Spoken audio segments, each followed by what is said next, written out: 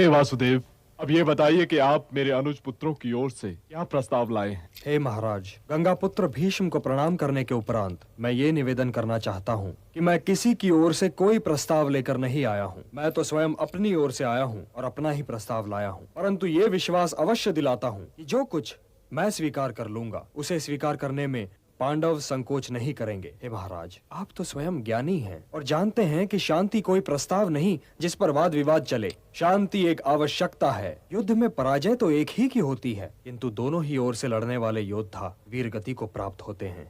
इस राजसभा में गंगापुत्र भीष्म जैसे ज्ञानी और महात्मा उपस्थित हैं। कृप और द्रोण जैसे आचार्य विराजमान हैं। योद्धाओं की जो भीड़ इस राजसभा में है वो आज कदाचित संसार की किसी और राजसभा में नहीं है, और इसीलिए इस राजसभा का दायित्व भी सबसे अधिक है। यदि युद्ध हुआ तो महात्माओं और योद्धाओं का ये जमघट निस्संदेह ही बिखर जाएगा महाराज, निस्संदेह ही बिखर जाएगा। हे महाराज, यदि ऐसा हुआ तो इतिहास उन सारे आंसुओं का उत्तरदायी आपको ठहराएगा जो इस महायुद्ध के उपरांत बहाए जाएंगे। हे नरेश, आप भरत के वंशज हैं। आपके पास धर्म की धरोहर है, मर्यादाओं का